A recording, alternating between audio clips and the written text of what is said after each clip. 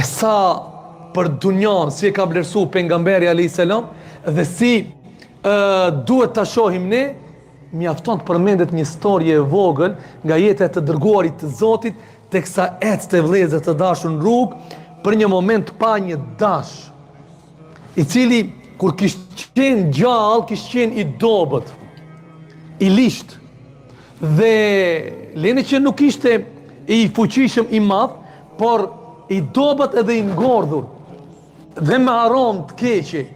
Dhe pejgamberi alayhis salam deshti të shfrytëzoj nga rasti ose nga pamja që e kishte përballë me sahabët, u afrua te ky dash i ngordhur, e kapi për veshin e tij, e ngreu pak lart dhe i pyeti sahabët, tha, a ka dikush nga ju që e blen për 1 dirhem këtë dash?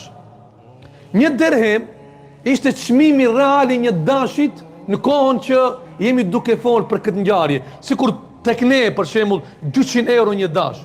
Dhe me këtë çmim pejgamberi kërkoi që ta shet kët. Sahabët u habitën vëllezër. Dhe njëri prej tyre shikojnë fytyrën e të dërguarit të Zotit. A e ka seriozisht këtë pyetje apo do të dalë diku tjetër? Derisa pejgamberi vazhdonte tha, ka ndonjë të interesuar që e blen këtë për 1 dirhem? Dhe njëri ju drejtua të dërguarit të Allahut dhe i tha, ja Rasulallah, ki sikur të kishte qenë gjallë, sikur të mos kishte qenë i ngordhur, me performancat që i ka, nuk do të dirhem. E lene mo tani që është i ngordhur me aromë të keqe, të japësh dikujt 1 dirhem për ta fugë pa nuk ta merr.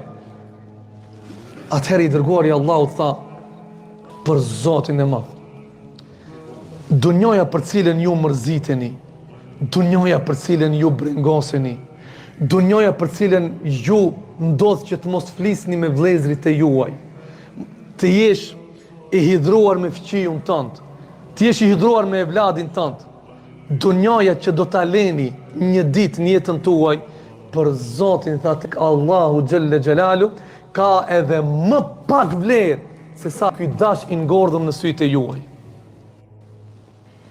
Kjo është dunjoja vëllezër. Dhe ky ishte derti që nuk shkoi ki sahabit ta pjet diçka tjetër të dërguarin e Allahut. Tha, më tregoj